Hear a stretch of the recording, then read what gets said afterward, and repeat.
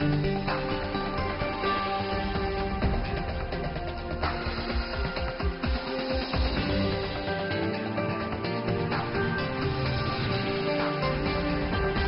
today's World Insight, China and the U.S. facing extraordinary challenges in an unprecedented time. What's keeping them apart amid the need to work together?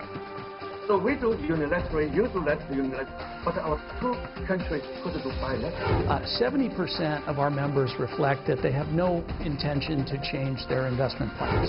And as the devastating COVID-19 crisis takes a foothold worldwide, how do artists share their craft? Words of experience from one of the world's greatest ballerinas. I can feel the music within and within the movement, and just to deliver from inside out.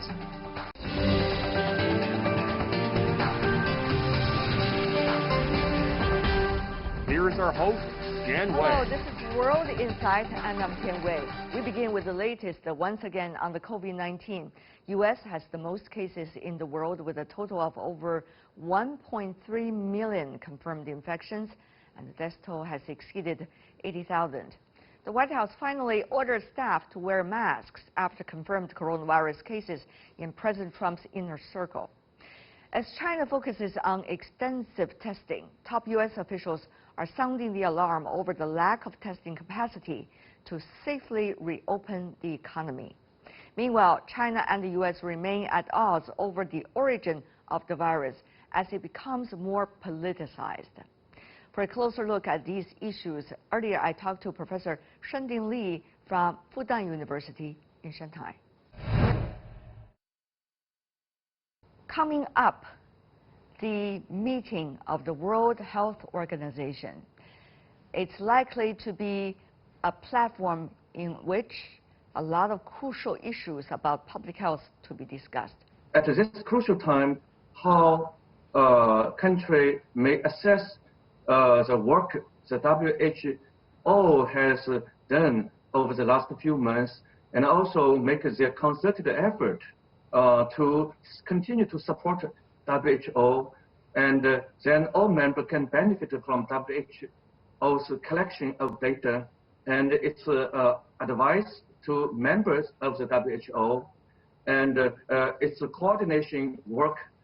It could amass the global medical resource for those countries who badly need such support. Having said that, though, both countries, China and the United States, have been in the earlier phone call talking about collaboration or interaction in the public health sector. How much do you think that will be demonstrated at the WHO meeting? How much do you think this is likely to be a clashing point between China and the United States? Unfortunately, in the recent weeks, rather than seeing the implementation of those commitments made by the two leaders, the two countries have been involved in a kind of very negative feedback. With this upcoming WHO meeting, we will see how China-U.S.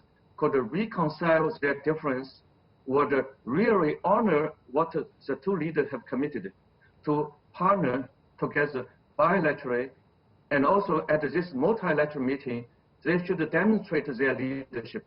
U.S., China, and other leaders in the world should not withdraw their support, including financial support to the WHO, rather to lend their hand to deliver more financial and material support.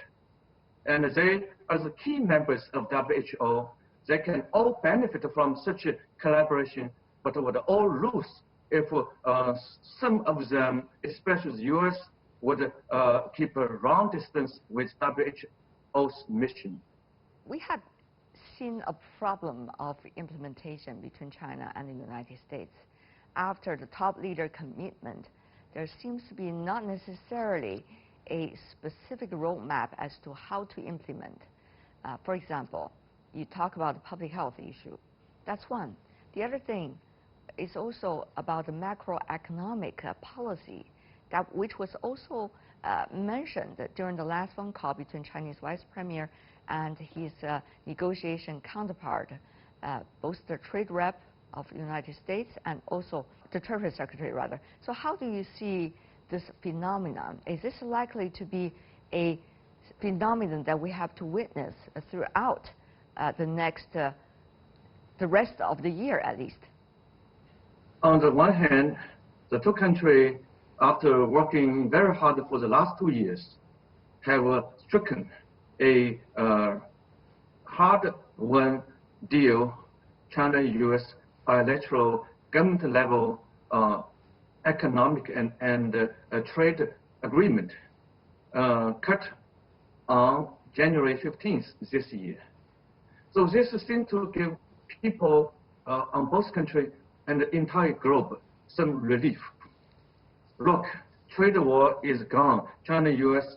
Relationship would return normal, and China is going to buy more stuff from U.S., possibly up to $200 billion equivalent of goods and service for this year and the next year.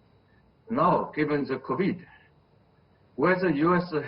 is still, whether the two countries can still do it. And some U.S. official in the White House recently said, if China would still honor, then the U.S. is not going to raise more tariff.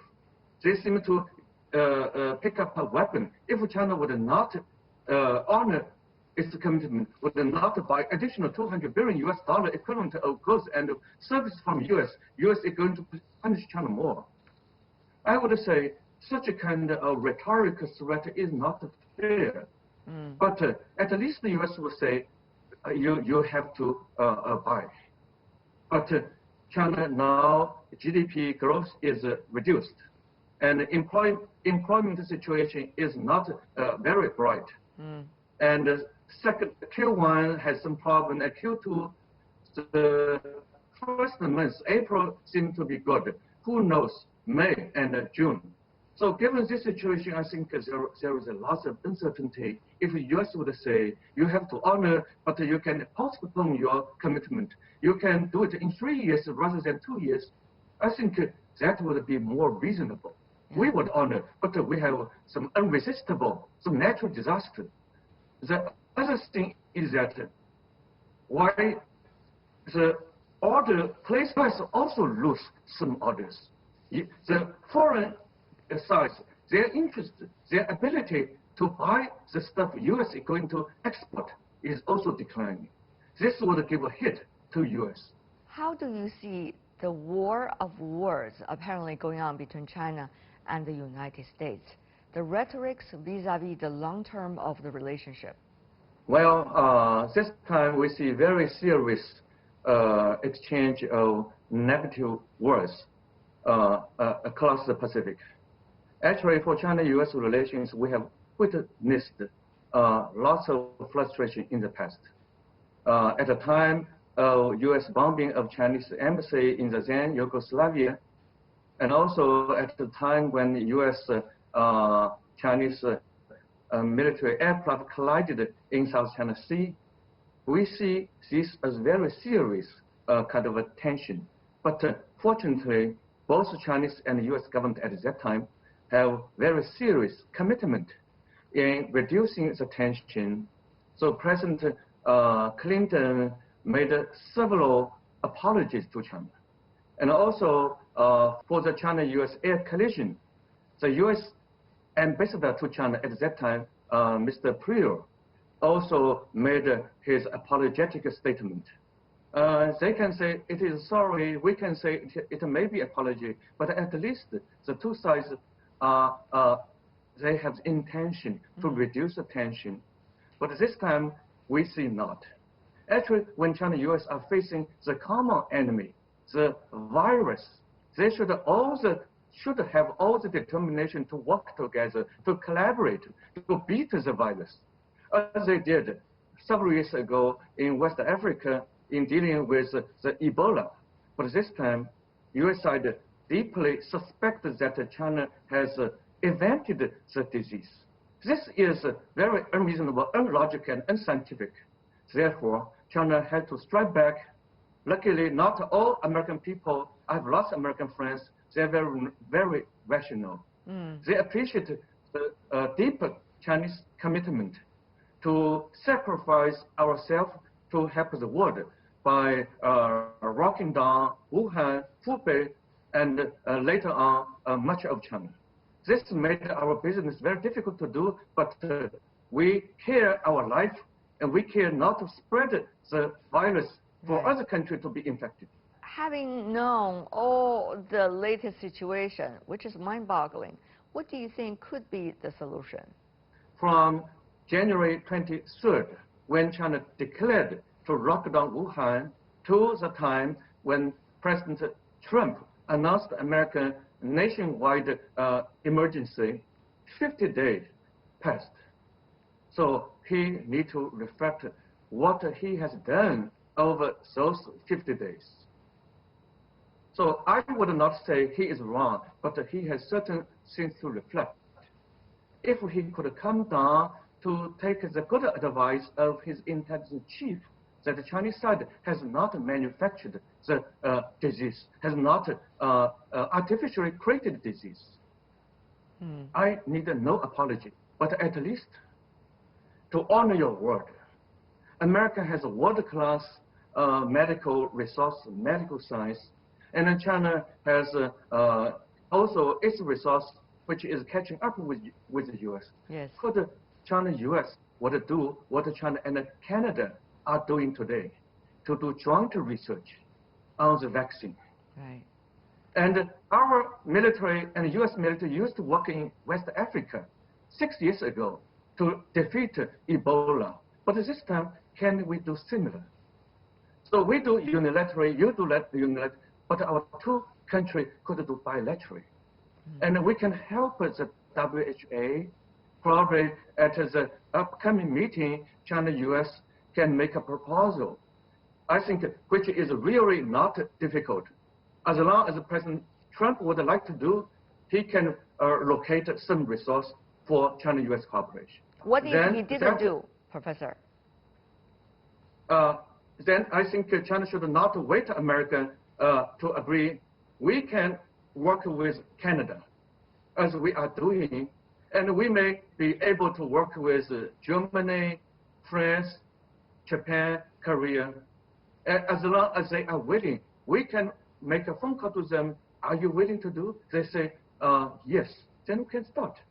And not only China could make a phone call, other countries could also extend their invitation to China. Right. That would not be good for America, as America tend to be a leader, a savior of the world. Why you refuse to lead us? Why you refuse to be a part of the global leadership? A heavy task in the most unusual year, a crucial meeting with a big message. The economy, the pandemic, China-U.S. relations, and the indelible changes of the world all take courage and resolve. Finally, a gathering for China's annual political season. Interviews with newsmakers and analysis about an unparalleled time. Join me on Weigh In 2 sessions.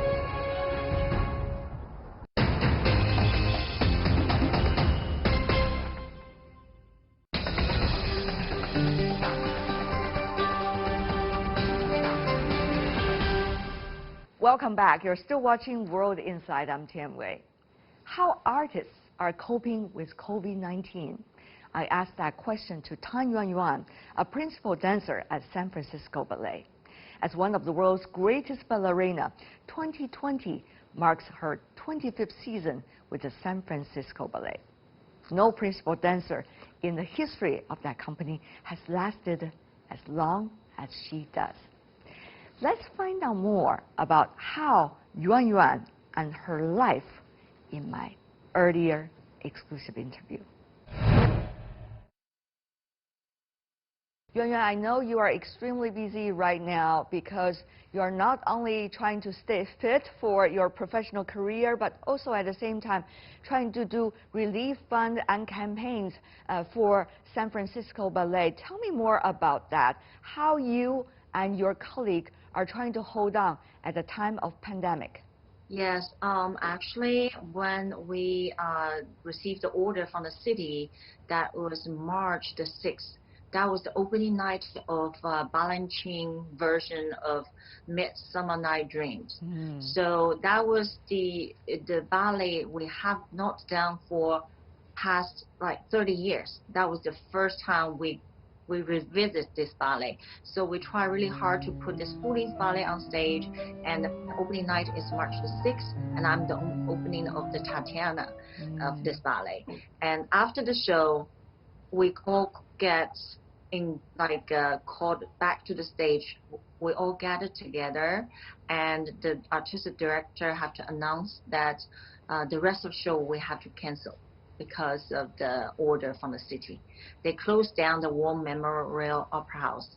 At that day, we have 3,261 audience there. So for us, it's just like a shock. And then since March 6th until now, we probably missed 30 shows for our season, and our season is supposed to finish on May the 10th, Mother's Day. Well, understanding the importance of quarantine, lockdown for health reasons, what was it like for you as an artist to go through this difficult time? I mean, 30 performances, think about that. And the opening night only for a ballet never visited for that many years. What is it like for you, Yuan Yuan? I was kind of like in shock, and I would never ever thought in my life that would happen, like to be just saying, okay, the theater have to close down, and all the rest of the performance are like canceled.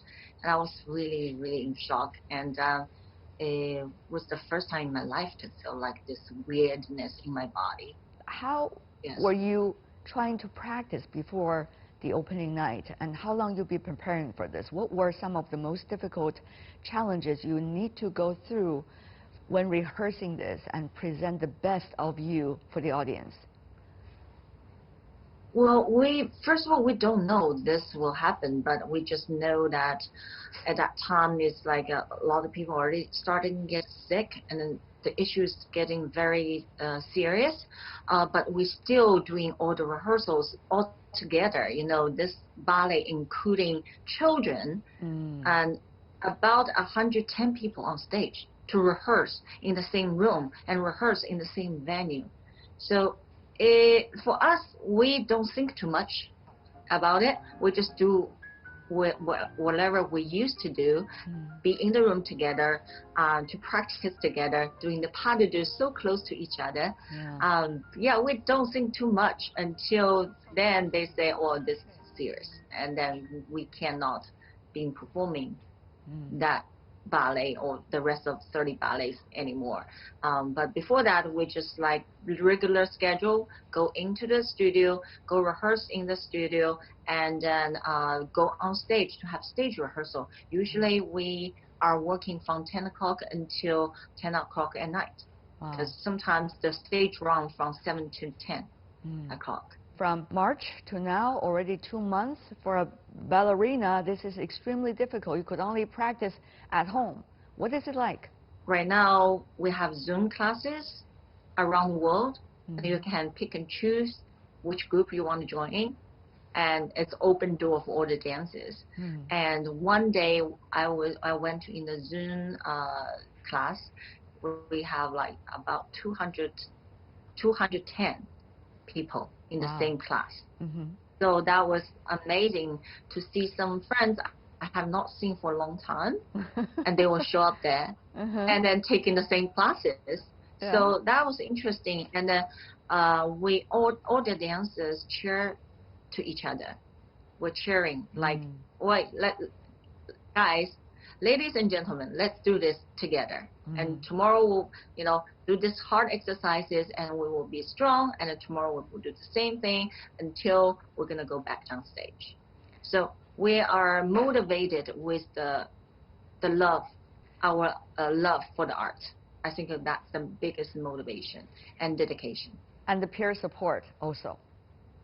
Yes, yes, yes. I was reading the moments of yours WeChat, which is Chinese Twitter, and you were obviously going into some very hilarious classes, and you were laughing your way throughout that class. Oh. Yeah, well, because of through all my career, I never cross-trained. For example, I never really did any yoga or general tonic or Pilates. But this time, you know, I have to just, maybe that's the time for me to explore besides ballet. Yeah. And after the exercises for daily class, since there's no rehearsals, no partners around to practice, then I find maybe for some kind of cardio exercises will help for my, you know, lungs and for my mind. So I find this class, and now it's just, you know, my first workout. So I made this like videos, and just like fast forward moment, kind of like it cracks me up. Yes, indeed. Every time I watch it, it was so funny. Yeah, you were trying to, you know, try to cross-training, as you say, but it was there were a lot of hilarious classes going on all at the same time. Certainly for our viewers also to check some of those from your advice. Having said that, though, this is the 25th anniversary of your ballet career. I mean, this is serious, girl. I mean, you've been going on and on and on as a ballet dancer. It's impossible for the others, but you did it. How could it happen in this way? I mean, such a long life, a professional life as a ballerina, Yuan Yuan. Well, I think first of all, I'm very grateful that you know, everything happened around me, but I think for my just like a very strong will, just keep going, because the love that I have for ballet, and ballet is my life, and it's my religion, and just as long as I can continue, why not? And I'm grateful, and I'm very blessed have this like physics are suitable for ballet, and I have a strong mind, and to continue with this art craft. You know, basically to be a professional ballet dancer, you don't have life, because you have to do a lot of things around the ballet. Like if there's one free day, you will sleep in a little bit, and then you do the PT, chiropractor, acupuncture, and you know, anything that just you know, soothes up your pain. Because we have a lot of injuries and pain, but you know, the next day you will go back to training again. But Yuan Yuan, tell me more about that, your career. I mean, you started, your mother actually fell in love with ballet, but she didn't manage to because your grandpa didn't want her to be. But you actually fulfilled her dream in a way, right? Yes, that's actually my mom's decision to just put me to the ballet school. How does it translate from a dream of your mom into a dream of yours, and also implement that dream? Probably that is the key. Well, I just have my mom's always cheer me up on, and she is the one to help me go through the difficult times. Yes. When I'm not a good student, because I was a year later than the other student. So I was very depressed, and I was become very quiet and always crying. But my mom that time, she was always there for me. And if I have you know, questions and I have like hard times, and she's the one I, you know, go back to talk to and cry with. So she was always there on this career road. She was always there for me. Yuan Yuan Tan entered the Shanghai Dance School at the age of 11. Initially, her father was against this, and he wanted her to become a medical doctor. Her mother, on the other hand, did support her dream. Her fate was settled by a coin toss. The coin showed heads, and Yuan Yuan started her dancing career. Now, many say the period of pandemic and lockdown is a chance for people to take it slow and reflect on a lot of things, such as career, dream, and life in general. So what's going through the artist's mind. Let's hear what Yuan has to say. But you were on your own, of course, later in Germany, both attending school and then later joining the San Francisco Ballet. And there were some difficult times at the very beginning. We talked about that in our last interview, and I'm sure our audience know very well now. But eventually have this very successful professional career despite all of that. Now, you know, at the time of the pandemic, it gives us a lot of time and probably quite a moment to reflect upon a lot of things. So particularly this is your 25th anniversary of professional career. What went through your mind? What had been going through your mind, Yuan? So I felt it's just like yesterday. I just landed San Francisco and joined this company. But in the way, I have a lot of experience with all the people I worked with and all the dancers I danced with.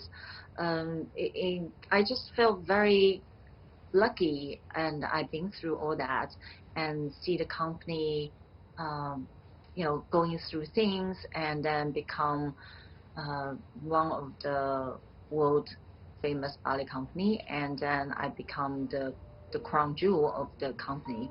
So I have to say, I think I really work very hard to get where I am, and I always, no matter what happens, and it's ballet come first.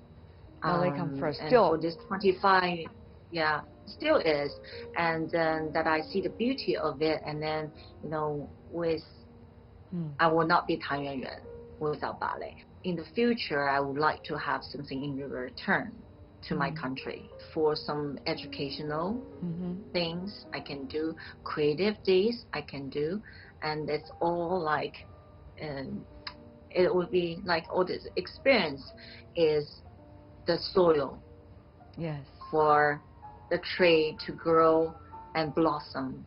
You know, there are a lot of young dancers, Yuan, in the world. All of them want to have a chance. And of course, they want to be where you are. But on the other hand, it's not just about energy. It's not just about vigor or technique. It takes a lot of different qualities to be the crown jewel of a dance company. Yeah, I think because I'm Chinese and I have naturally very shy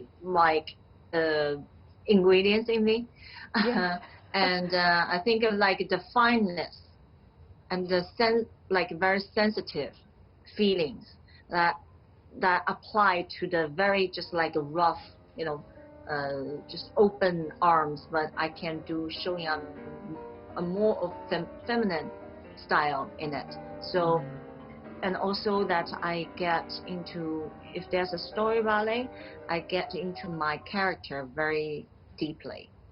So I think that for me, for all these years dance experience, that I can really like feel it, and I can feel the music within and within the movement, and just to deliver from inside out. It's not only, you know, how many pirouettes, how many turns you can do, how high you jump, and how many tricks you can do. Yes, it's wow, bravo, but something like it's a human being, and when you touch yourself first, you have to be touched yourself, and then you can also influence the audience, and they will be touched. But on the other hand, with this pandemic this round, unlikely, according to most of the virologists and epidemiologists we've been talking to, likely to be another wave, unfortunately, during the winter time. So how will performance arts become, you know? What will performance arts become? What does that mean for dancers like you to think about, you know, the unpredictability you're likely to face? Yeah, well, that's really crucial fact is that we cannot go back to stage anytime soon, not this year, for sure,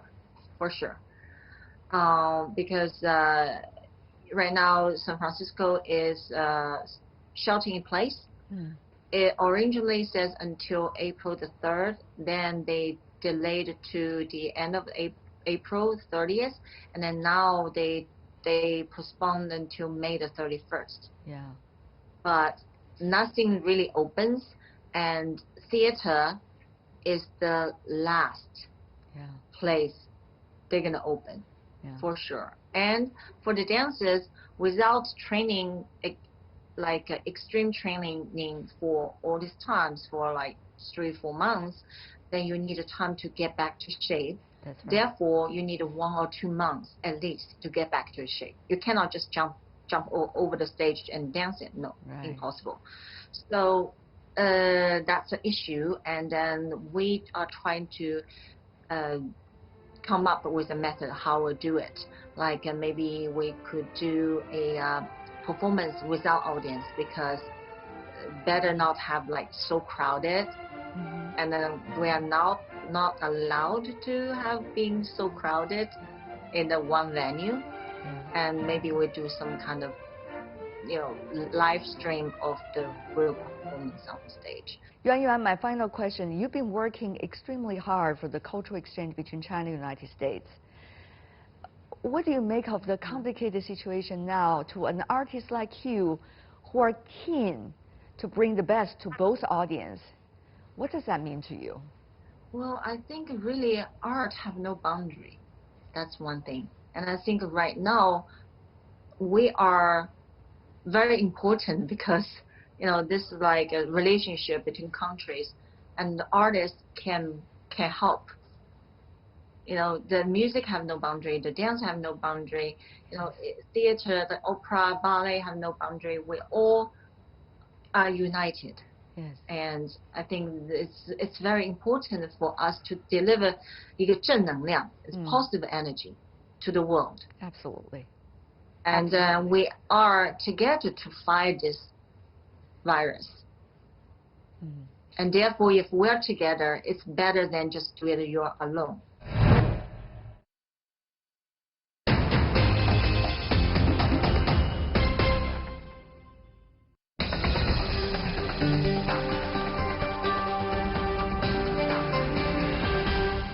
The COVID-19 pandemic has disrupted global supply chains, with factories big and small grinding to a screeching halt.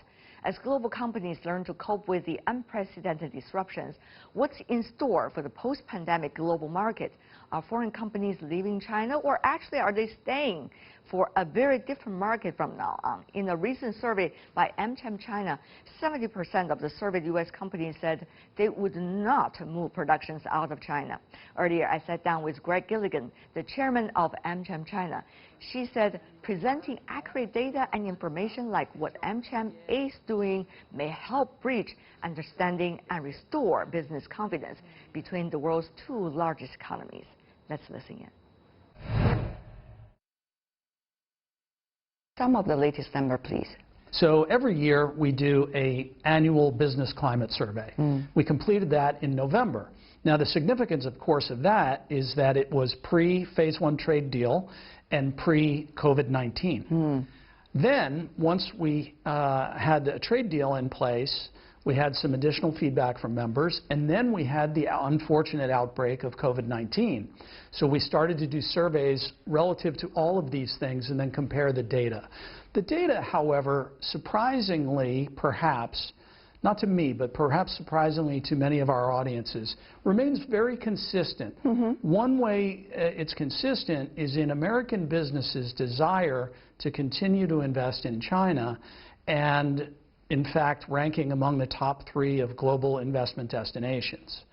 Now naturally, given the trade tensions of the last 2 years and the COVID-19 outbreak, there are modifications to that, and I'd be happy to share some detail. What do you mean by modifications? So if we look at the short term, 70% of our members reflect that they have no intention to change their investment plans. There are a number of folks that are looking at some elements of supply chain. However, largely, ones that have moved supply chain have already done so. And that was a reaction in the past probably to measures of cost. Tariffs certainly factor into that, but over the long term, there's been other changes in the cost of labor and rising wages and cost of supply, et cetera. So what we see is a large commitment to staying the course, but then there's about 24% of the membership that are looking at making adjustments to supply, and 12% looking at making adjustments to production. On the other hand, though, politics is getting ever more complicated. Sure. And it's layered up now with the so-called before coronavirus, BC, and AC after coronavirus, which of course is changing a lot of things, at least for the short term. So how do you, in AmCham, looking at the long-term nature of relationship between China and the United States and the short-term, possibly short-term, we don't know, effect of COVID-19? Sure. Things change so rapidly, particularly in the last several months, that we need to reach out on a weekly basis and sometimes daily to both the U.S. government and to China government, and then reflect what we're hearing and what we're sharing to the membership. And so what we try to do is stay objective, stay down the middle, and be a bridge. How do you look at politics this year? This is an election year for the United States. Yes. I would assume a lot of uncertainties and crises to have to deal with every day. And uncertainties and crisis and sometimes tension is because we're humans and we have, human nature. Now you become very philosophical. Yeah. Is that part of the job? I think it has to be. Because what it really is about bridging understanding.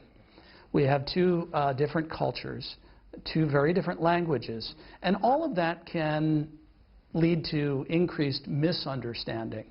However, what we have are two peoples that share a lot of common values and goals. So we need to kind of find those areas of commonality and continue to work on those areas of difference. My predecessor, Tim Stratford, phrased it in a way that I really like, and he said, 和而不同, which is something in the equivalent of understanding and respecting each other's differences, right, and coming together. And so that's what we try to do at the Chamber, because commerce, frankly, is the largest part of the U.S.-China relationship.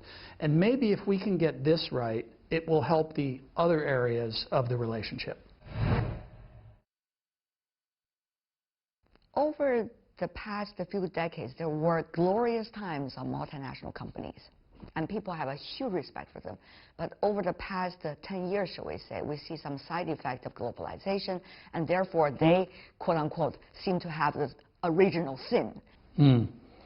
Globalization is controversial. However, there's so many people that benefit from it. And the two largest economies in the world need to do better in handling this particular topic. The U.S.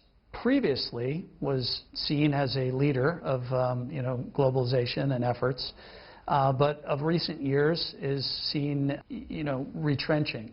China is very vocal at being a champion of globalization, and so it's necessary for both sides to figure out how do we narrow that lane of, let's say, national security and law enforcement so that we can broaden the other areas. And that way we can preserve the areas of globalization that should be preserved while still protecting the vested interest of each country. How to ask business leaders to decide what they need to do? I've been philosophical myself recently. Yeah.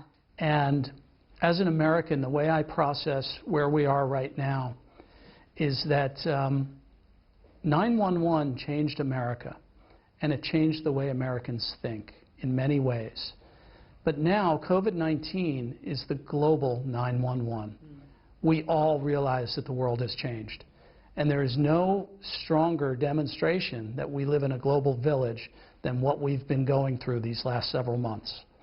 And so when one thinks about decoupling and, retrenching and just being, isolated or independent of others, you realize that that's not possible, that global health and welfare depends on countries cooperating properly, whether it's to fight the virus or to do economic stimulus, to preserve global supply chain that feeds people or keeps doctors and nurses safe.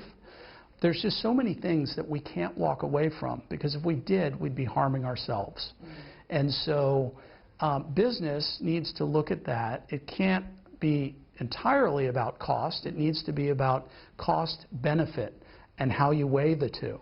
And so that's where, you know, you take those two things and then you take narrowing those other lanes I talked about so we can broaden the areas of cooperation in business to the benefit of human health and welfare. What about the immediacy of policies? We see different governments use different sets of policies. How would you compare, you know, many of the businesses that you are having here in terms of the China policy, because they could also be subject to the China policy, while at the same time subject to the American policy? How does that work? Well, it needs to go beyond just the U.S. and China, and if you think about maybe the G20 or even more broadly than that, we need governments and central banks around the world to work in concert to get the economy back on its feet. Stopping work was very necessary in many places and less necessary in others. But restarting an economy is much harder than stopping it. And so you can restart productivity and back to work measures, but there's still the demand side.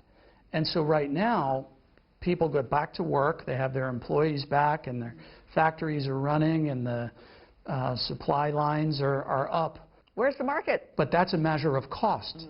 And so we need then demand to come back, and demand is going to be that fiscal and monetary policy that supports small business and individuals so that they can actually consume. How are businesses preparing if there were, knock the wood, but we never know. It's really the virus that decides, a second or a third wave. How would business even survive? It's challenging. More than 40% of our members reflect in surveys that they are looking at cost-cutting measures. Another, it's probably 33%, are revising their budgets entirely. And so, but those are short-term measures. I want to emphasize that that's sort of 2020 related. And then I'll speak again to, over the longer term, 3 to 5 years, there's many more people that say, let's stay the course. But there's still a significant sector, and again, this is near half, that say we need more information, it's too soon to tell. So whether that's on the investment side or the adjustment of supply chain, I know supply chain is always so controversial. People want to call the change in supply chain today, but there's not enough information to say that that's coming. Less than 1% of our members say that they're making changes to their long-term supply chain. But there is a solid half that say we're still looking at this. So, we need to stay objective and work with the data we have and then continually update it as we do. And that will do it for this edition of World Insight. To find out more, you can always search World Insight or check out our YouTube channel. Follow us on Twitter and Facebook. From me, Tian Wei, and everyone on the team, thanks for watching.